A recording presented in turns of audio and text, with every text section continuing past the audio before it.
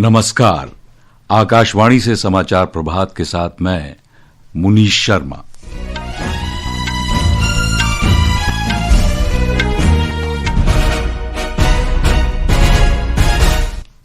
मुख्य समाचार।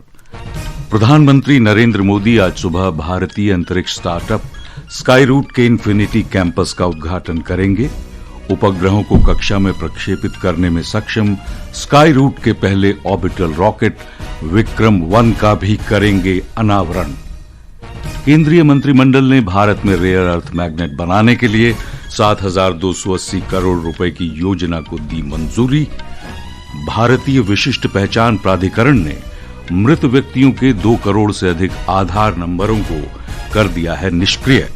भारतीय अंतर्राष्ट्रीय व्यापार मेला 2025 आज नई दिल्ली के भारत मंडपम में होगा संपन्न। हांगकांग की एक बहुमंजिला इमारत में लगी आग से मृतकों की संख्या बढ़कर 44 और भारत ने 2030 राष्ट्रमंडल खेलों की मेजबानी हासिल की।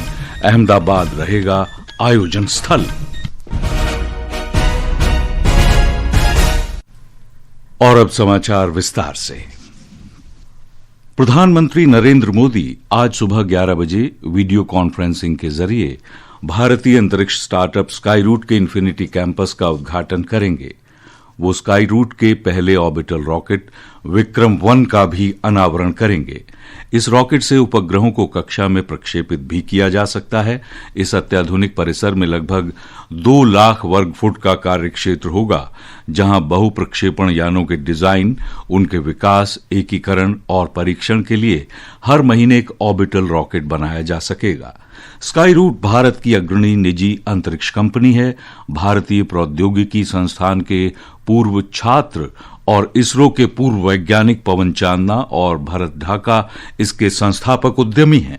नवंबर 2022 में स्काईरूट ने अपने sub orbital rocket Vikram S का प्रक्षेपण किया था, जिससे वो अंतरिक्ष में रॉकेट प्रक्षेपित करने वाली भारत की पहली निजी कंपनी बन गई। राष्ट्रपति द्रौपदी मुर्मू आज सुबह नई दिल्ली में चाणक्य रक्षा संवाद 2025 के तीसरे संस्करण के उद्घाटन सत्र को संबोधित करेंगी। 2 दिन के इस कार्यक्रम को 2047 तक विकसित भारत के लिए रक्षा सुधारों, तकनीकी परिवर्तन, नागरिक सैन्य एकीकरण और भारत की उभरती सुरक्षा प्राथमिकताओं पर विचार विमर्श करने के लिए राष्ट्रीय और अंतर्राष्ट्रीय विशेषज्ञों को एक साथ लाएगा।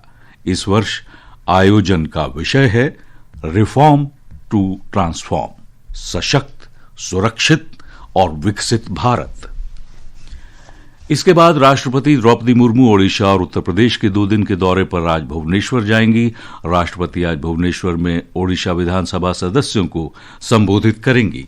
राष्ट्रपति कल लखनऊ में ब्रह्मा कुमारी वैश्विक एकता और विश्वास के लिए ध्यान समारोह में शामिल होंगी। राष्ट्रपति कल ही लखनऊ में भारत स्काउट्स और गाइड्स के हीरक जयंती समापन समारोह में भी शामिल होंगी। केंद्रीय मंत्रिमंडल ने 7,280 करोड़ रुपए के परिव्यय के साथ sintered rare earth permanent magnet के विनिर्माण को बढ़ावा देने की योजना को अपनी मंजूरी दे दी है। अपनी तरह की इस पहली योजना का उद्देश्य देश में हर साल 6,000 मीट्रिक टन एकीकृत रेयर अर्थ परमानेंट मैग्नेट का विनिर्माण करना है। सूचना और प्रसारण मंत्री अश्विनी वैष्णव ने कल नई दिल्ली में संवाददाताओं को बताया कि रेयर अर्थ परमानेंट मैग्नेट सबसे मजबूत किस्म के परमानेंट मैग्नेट में से एक हैं। Rare earth permanent magnet manufacturing scheme. हम सब जानते हैं कि रेयर अर्थ और परमानेंट मैग्नेट ये आज एक स्ट्रेटेजिक सेक्टर से जुड़ी हुई चीज बन चुके हैं और इसके साथ 3 और बड़े फैसले लिए गए हैं, जिसमें पुणे मेट्रो का एक्सपेंशन है, दूसरा द्वारका जी से कनल उसकी डबलिंग का रेलवे लाइन का, और चौथा है बदलापुर से Karjat 3rd and 4th railway line का। भारतीय विशिष्ट पहचान प्राधिकरण UIDAI ने आधार आंकड़ों की शुद्धता को बनाए रखने के लिए देश भर में 2 करोड़ से ज्यादा मृत लोगों के आधार नंबर हटा दिए हैं। एक रिपोर्ट। इलेक्ट्रॉनिक्स और सूचना प्रौद्योगिकी मंत्रालय ने कहा है कि UIDAI ने ये डेटा भारत के महापंजीकीय कार्यालय तथा राज्यों और केंद्र शासित प्रदेशों से लिया है। इसमें कहा गया है कि कोई भी आधार नंबर कभी भी किसी अन्य व्यक्ति को दोबारा नहीं दिया जाएगा। मंत्रालय ने कहा है कि किसी व्यक्ति की मौत हो जाने पर यह आवश्यक है कि उसका आधार नंबर हटा दिया जाए। UIDAI ने कहा है कि वे मृत्यु पंजीकरण अधिकारी से मृत्यु प्रमाण पत्र लेने के बाद अपने परिवार के सदस्यों की मौत की रिपोर्ट माई आधार पोर्टल पर अवश्य सूचित करें। प्राधिकरण ने इस वर्ष की शुरुआत में माई आधार पोर्टल पर परिवार के सदस्य की मौत की रिपोर्टिंग नाम की सुविधा शुरू की थी। समर्थ की रिपोर्ट के साथ समाचार कक्ष से शक्ति सिंह। ये समाचार आकाशवाणी से प्रसारित किए जा रहे हैं।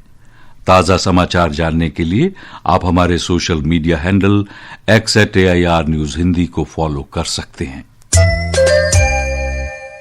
समाचार प्रभात में आपका फिर स्वागत है।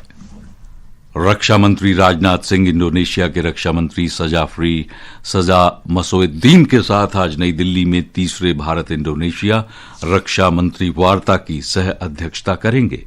रक्षा मंत्रालय ने एक बयान में कहा है कि बैठक में क्षेत्रीय सुरक्षा घटनाक्रमों की समीक्षा के अलावा बहुपक्षीय मुद्दों और द्विपक्षीय रक्षा सहयोग को और गहरा करने के लिए नई संभावनाओं पर भी बातचीत की जाएगी। इस वर्ष के भारत अंतर्राष्ट्रीय व्यापार मेले IITF का आज समापन हो जाएगा। इस महीने की 14 तारीख से नई दिल्ली के भारत मंडपम में शुरू हुए 14 दिन के विशाल वैश्विक व्यापार मेले में भारत की समृद्ध विविधता को प्रदर्शित किया गया। इस दौरान ग्रामीण विकास मंत्रालय द्वारा आयोजित सरस आजीविका मेले ने ग्रामीण महिलाओं को अपनी कला, कारीगरी और हस्तनिर्मित सपनों को दुनिया के सामने साकार करने का मंच प्रदान किया। आकाशवाणी समाचार से विशेष बातचीत में गुजरात की गरवा निर्मला ने बिक्री में हुई वृद्धि के लिए प्रधानमंत्री नरेंद्र मोदी का आभार व्यक्त किया। मैं भुज कच्छ गुजरात से आई हुई हूँ और मैंने अपने मॉडल का जो कपड़ा है वो यहाँ बेचने के लिए आई हूँ। इसमें बहुत सारा प्रॉफिट है। अच्छा लग रहा है यहाँ आके। ये मोदी जी का बहुत ही अच्छा ऑप्शन है जो हम महिलाओं को कमाने का तक देता है। प्रधानमंत्री नरेंद्र मोदी के विकसित भारत एट 2047 विजन से प्रेरित और एक भारत श्रेष्ठ भारत थीम पर केंद्रित अंतर्राष्ट्रीय व्यापार मेला भारत की सांस्कृतिक और शिल्प विरासत की एक विस्तृत यात्रा को प्रस्तुत करता है। गोवा में भारतीय अंतर्राष्ट्रीय फिल्म महोत्सव के 56वें संस्करण में आज कई प्रमुख गतिविधियां आयोजित होंगी। हमारे संवाददाता ने बताया है कि आज के प्रमुख आकर्षणों में फिल्म अभिनेता आमिर खान की मास्टर क्लास भी है।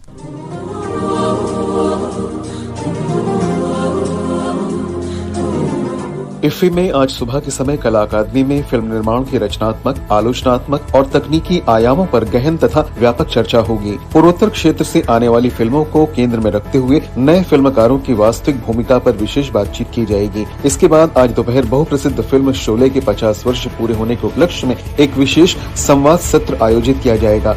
इस सत्र में जाने माने फिल्मकार, निर्माता, निर्देशक रमेश सिप्पी शामिल होंगे। प्रसिद्ध अभिनेता नागार्जुन भी आज एक मास्टर क्लास लेंगे, जिसमें वे 1989 की फिल्म शिवा के 4K फॉर्मेट में रूपांतरित करने के बाद फिर से दर्शकों के सामने लाने पर बातचीत करेंगे। शाम के समय मिस्टर परफेक्शनिस्ट के नाम से प्रसिद्ध आमिर खान कला अकादमी में दर्शकों के सामने होंगे, जिसमें वे सामाजिक मुद्दों को ध्यान में रखकर बनाई जाने वाली फिल्मों पर दर्शकों के प्रश्नों का उत्तर देंगे। इसके अलावा इफ्फी में आज रेड कारपेट पर कई जाने माने फिल्मकारों का आना जाना होगा, तो कई शानदार फिल्मों का प्रदर्शन भी निर्धारित है, जिनमें Claudia, Goa marches on, a poet, शाम और गीतांजलि प्रमुख हैं। आदर्श और सायरा के साथ निखिल कुमार, आकाशवाणी समाचार, पणजी, गोवा।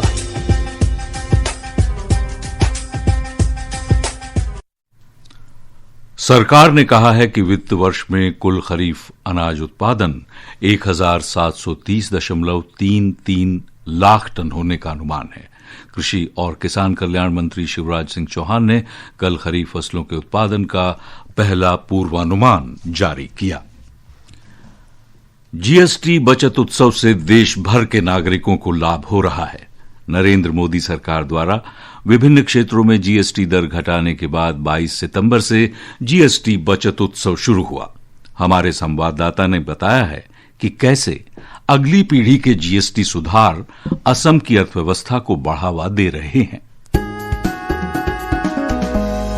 नए जीएसटी सुधारों का उद्देश्य समावेशी विकास को बढ़ावा देना और असम के कारीगरों, किसानों और छोटे व्यवसायों को वित्तीय राहत प्रदान करना है। नए कर ढांचे के तहत राज्य के पारंपरिक और क्षेत्रीय उत्पादों पर जीएसटी कम कर दी गई है, जिससे असम के पर्यटन क्षेत्र को लाभ हुआ है। अब 7500 रुपए प्रति रात्रि तक के होटल के कमरे सिर्फ 5% जीएसटी स्लैब के अंतर्गत हैं, जिससे असम पर्यटकों के लिए अधिक किफायती बन गया है। वहीं असम के चाय पत्ती उद्योग पर अब केवल 5% जीएसटी है। इसी प्रकार मूंगा सिल्क, गमोसा सहित सांस्कृतिक रूप से महत्वपूर्ण वस्तुओं पर जीएसटी दर 12% से घटकर 5% हो गई है। इससे बुनकरों की आमदनी में बढ़ोतरी हुई है। नीतिका गुप्ता के साथ अक्षित वैद्यान, आकाशवाणी समाचार, दिल्ली। हांगकांग के ताइपो जिले में एक आवासीय परिसर में एक इमारत में लगी आग में मरने वालों की संख्या बढ़कर 36 हो गई है। 700 लोगों को अस्थायी आश्रयों में पहुंचाया गया है, जबकि 279 लोग अब भी लापता हैं। भारत 2030 में राष्ट्रमंडल खेलों की मेजबानी करेगा। ग्लासगो में राष्ट्रमंडल खेल आम सभा में कल भारत के नाम पर मोहर लगी। 2030 के राष्ट्रमंडल खेल भारत के अहमदाबाद शहर में आयोजित किए जाएंगे। खेल और युवा मामलों के मंत्री मनसुख मांडविया ने राष्ट्रमंडल खेलों की मेजबानी भारत को मिलने पर प्रसन्नता व्यक्त की है। हमारे लिए ये गेम्स भारत में आयोजित हो रही है, इसलिए मुझे विशेष गर्व भी है, खुशी भी है। मोदी जी के नेतृत्व में स्पोर्ट्स सेक्टर बदल रहा है। पिछले एक दशक में देश के अलग अलग 18 से अधिक सिटी में 22 से अधिक बड़ी टूर्नामेंट का आयोजन हुआ। देश बड़ी टूर्नामेंट के लिए, वर्ल्ड कप लेवल की गेम्स कराने के लिए अपनी क्षमता को दर्शा रहा है। प्रधानमंत्री नरेंद्र मोदी और गृह मंत्री अमित शाह ने राष्ट्रमंडल खेलों की मेजबानी अहमदाबाद को मिलने पर देशवासियों को बधाई दी है। प्रधानमंत्री ने एक सोशल मीडिया पोस्ट में कहा है कि देश की सामूहिक प्रतिबद्धता और खेल भावना ने भारत को वैश्विक खेल मानचित्र पर मजबूती से स्थापित किया है। मौसम विभाग ने आज पंजाब में शीतलहर का अनुमान व्यक्त किया है। हरियाणा, चंडीगढ़, दिल्ली और हिमाचल प्रदेश के कुछ इलाकों में कोहरे का भी अनुमान है। इस बीच अंडमान और निकोबार द्वीप समूह में गरज और तेज हवाओं के साथ मूसलाधार बारिश की संभावना भी है। ये समाचार हमारी वेबसाइट www.newsonair.gov.in और हमारे ऐप न्यूज ऑन एयर पर भी उपलब्ध हैं। और अब आज के समाचार पत्रों की सुर्खियों के साथ हमारे साथ हैं देवेंद्र त्रिपाठी। धन्यवाद मुनीश। भारत को राष्ट्रमंडल खेलों की मेजबानी दूसरी बार मिलने का समाचार सभी दैनिक समाचार पत्रों ने प्रमुखता से प्रकाशित किया है। हिंदुस्तान के अनुसार ये आयोजन विशेष होगा चूंकि 2030 में राष्ट्रमंडल खेल अपने 100 वर्ष पूरे कर रहे हैं। भारत के लिए राष्ट्रमंडल खेलों की मेजबानी इसलिए भी अहम है क्योंकि देश 2036 ओलंपिक की मेजबानी की दौड़ में भी शामिल है। जनसत्ता ने समाचार को प्रकाशित करते हुए खबर के उपशीर्षक में लिखा है, वर्ष 2010 में दिल्ली में हुआ था आयोजन, इस बार अहमदाबाद में होंगे खेल। दैनिक भास्कर ने इस आयोजन से बुनियादी ढांचे को होने वाले फायदों का जिक्र करते हुए भारत की बढ़ती आर्थिक क्षमता का भी उल्लेख किया है। दैनिक जागरण सहित कई प्रमुख समाचार पत्रों ने रेयर अर्थ मैग्नेट के स्वदेशी उत्पादन की योजना को सुर्खियों में जगह दी है। पत्र के अनुसार फिलहाल देश को 5 से 6 हजार टन रेयर अर्थ मैग्नेट की सालाना जरूरत है। रेयर अर्थ समुद्र किनारे की रेत और पुराने पहाड़ों में पाया जाता है। हिंदुस्तान ने इस खबर को ऐतिहासिक बताते हुए शीर्षक दिया है, भारत दुर्लभ चुंबकों में आत्मनिर्भर होगा। पत्र बताता है कि दुर्लभ स्थायी चुंबक काफी अहम है और इनका उपयोग ई वाहनों, इलेक्ट्रॉनिक उत्पादों, रक्षा और एयरोस्पेस के अलावा मेडिकल उपकरणों के विनिर्माण में होता है। वायु गुणवत्ता में मामूली सुधार के चलते राष्ट्रीय राजधानी क्षेत्र दिल्ली से ग्रैप 3 हटाए जाने के समाचार को भी कई समाचार पत्रों ने प्रमुखता से प्रकाशित किया है। ये पाबंदियां हटाए जाने के बाद कर्मचारियों के लिए वर्क फ्रॉम होम और स्कूल तथा वाहनों पर लगाई गई कई पाबंदियां अब नहीं रहेंगी। और अंत में इस बुलेटिन के मुख्य समाचार एक बार फिर। प्रधानमंत्री नरेंद्र मोदी आज सुबह भारतीय अंतरिक्ष स्टार्टअप स्काई रूट के इन्फिनिटी कैंपस का करेंगे उद्घाटन। उपग्रहों को कक्षा में प्रक्षेपित करने में सक्षम स्काई रूट के पहले ऑर्बिटल रॉकेट विक्रम 1 का भी करेंगे अनावरण। केंद्रीय मंत्रिमंडल ने भारत में रेयर अर्थ मैग्नेट बनाने के लिए 7,280 करोड़ रुपए की योजना को दे दी है मंजूरी। भारतीय अंतर्राष्ट्रीय व्यापार मेला 2025 आज नई दिल्ली के भारत मंडपम में हो जाएगा संपन्न और भारत ने 2030 राष्ट्रमंडल खेलों की मेजबानी हासिल कर ली है। अहमदाबाद रहेगा आयोजन स्थल। और इसके साथ ही समाचार प्रभात का ये अंक समाप्त हुआ। नमस्कार।